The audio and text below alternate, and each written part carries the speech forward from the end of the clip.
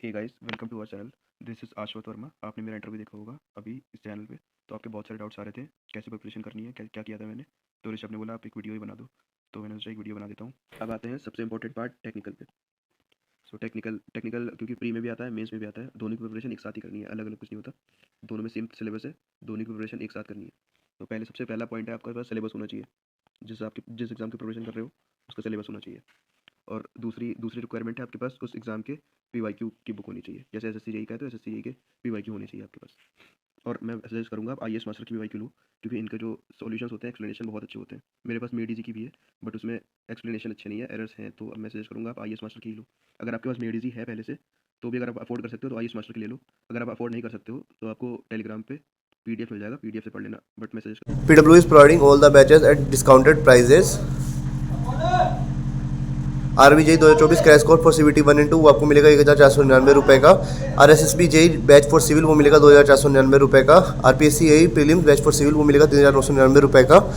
RRB JE test series for CBT 1 and 2 वो मिलेगा 299 रुपये का। SSC JE 2025 foundation batch B for civil mechanical electrical वो मिलेगा 2699 रुपये का।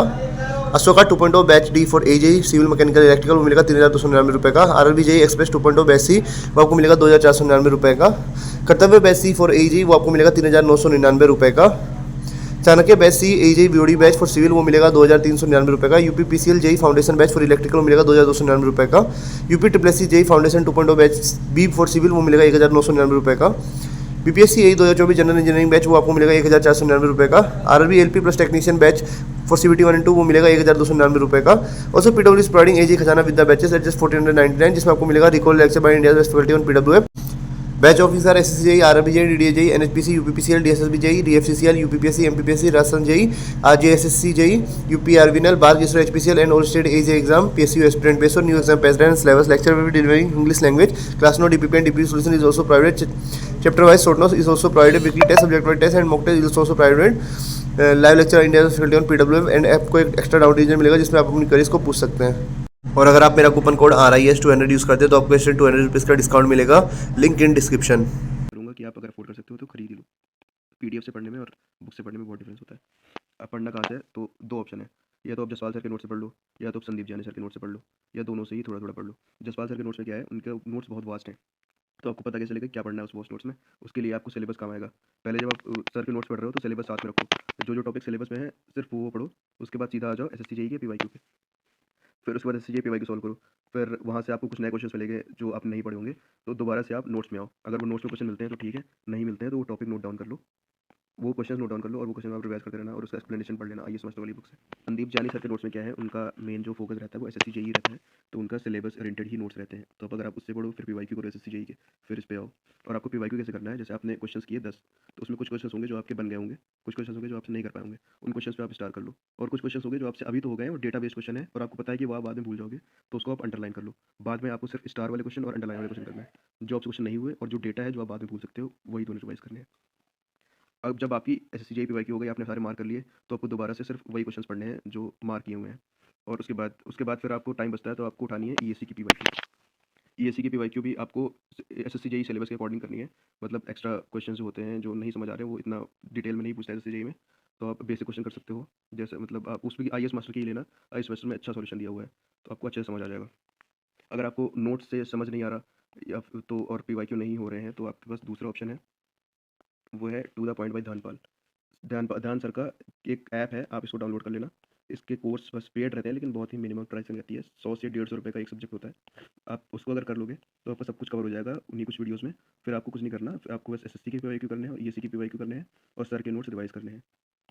इनमें सारा कवरेज जाता है, सारे डेटा सब नोट करा देते हैं, जो रिसेंट वाला होता है आईएएस कोड वगैरह का सब नोट करा देते हैं।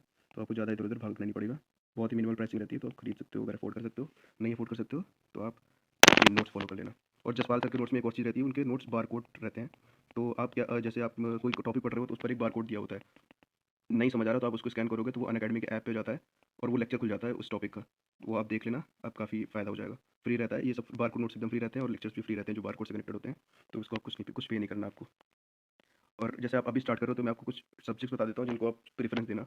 मतलब करने तो सारे सब्जेक्ट हैं बट ये सब्जेक्ट जो है बहुत इंपॉर्टेंट है। तो पहला है BMC survey soil estimation RCC concrete technology. Equally important subject है। लगभग 70 टू 75 फिर 80 70 टू 80% सिलेबस आपका इसी में कवर हो जाता है।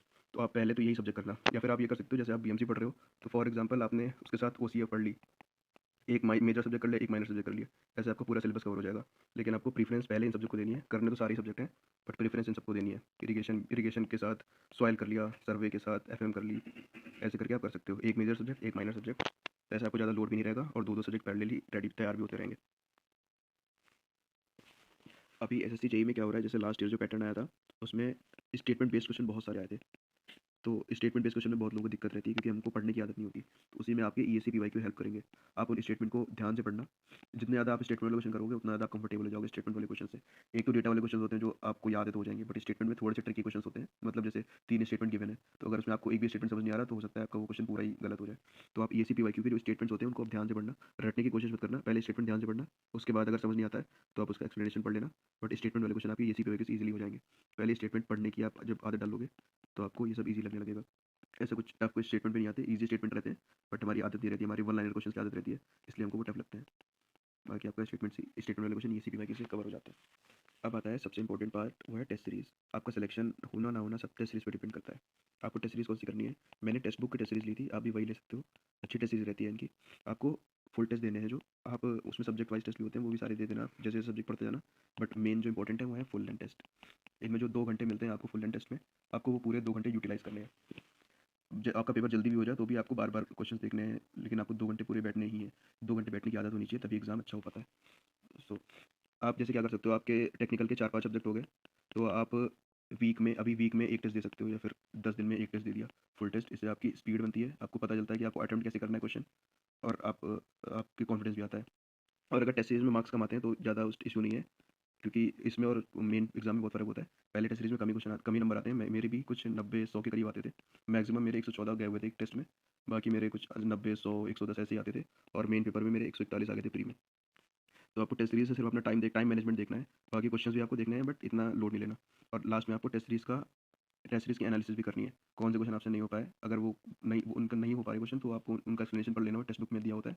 और उसके नहीं फिर भी नहीं समझ आ रहा तो आप नोट्स में आके वो टॉपिक फिर से पढ़ लेना। और उन जो टॉपिक्स आपसे टेस्ट में नहीं हो पाए उनकी एक अलग से एक कॉपी बना लेना, उसमें आप लिखते हुए चलना, जिसमें आपको बार बार टेस्ट खोलने की जरूरत ना पड़े। आप उसी से रिवाइज कर लो उन टॉपिक्स को। और टेस्ट सीरीज से आपका एक और फायदा हो जाएगा, आपकी जो काफ़ी टेक्स्ट बुक टेस्ट सीरीज में प्रीवियस ईयर दे रहते हैं बहुत सारे एग्जाम्स के, तो आपको वो भी होते रहते हैं। तो आपको यूथ वगैरह लगाने की जरूरत नहीं है। आप अगर टेस्ट सीरीज सॉल्व कर रहे हो तो उसमें बहुत सारे क्वेश्चन कवर हो जाते हैं। उतने क्वेश्चन मोर देन एनफ है किसी भी एग्जाम को क्रैक करने के लिए। सो मैं एक बार समराइज़ कर देता हूँ मैंने क्या क्या बताया हुआ है। तो रीजनिंग आपको कहाँ से करनी है, टेक्स्ट बुक से पीवाईक्यू करने हैं। जो टॉपिक समझ नहीं आ रहा यूट्यूब पे सर्च करो। और प्रैक्टिस करनी है तो पिनाकल से उसी टॉपिक पर प्रैक्टिस करना, सारे टॉपिक की मत करना, बहुत टाइम वेस्ट हो जाएगा। और आप फिर से टेक्स्ट बुक के 50 क्वेश्चन सॉल्व करो। उन 50 क्वेश्चन से आपको आपके वीक पॉइंट्स पता चलेंगे। यूट्यूब पे आपने पढ़ा, पिनाकल से आपने प्रैक्टिस करना करी, वरना फिर से आप 50 क्वेश्चन कर लिए। और जीएसजीके में परमार सर का पीवाईक्यू सीरीज़ करनी है, बाकी कुछ नहीं करना। बस उन्हीं को पढ़ो, उन्हीं को रिवाइज करो। कोई पीवाईक्यू नहीं लगाने, कोई क्वेश्चन नहीं लगाने, सिर्फ उसी से आपका सारा कवरेज हो जाएगा। बहुत टाइम बचेगा इससे। आप इसे एक बार ट्राई जरूर करना। और टेक्निकल में मैंने 3 चीज़ें बताई हैं, या तो जसपाल सर के नोट्स कर लो, या तो संदीप जानी सर के नोट्स कर लो। और अगर लेक्चर देखना है तो टू द पॉइंट ध्यानपाल भाई ध्यानपाल सर का है ऐप, आप इसको डाउनलोड करो। इसमें बहुत ही मिनिमल कॉस्टिंग रहती है और आपको ज़्यादा भटकना नहीं पड़ेगा इधर उधर, सब कुछ एक ही कोर्स में कवर हो जाता है। तो आप ये देख लेना। और और फिर आपको एसएससी के पीवाईक्यू करने हैं। और उसके बाद अगर जब एसएससी के पीवाईक्यू हो जाए उसके बाद ही आपको ईएससी के पीवाईक्यू करने हैं।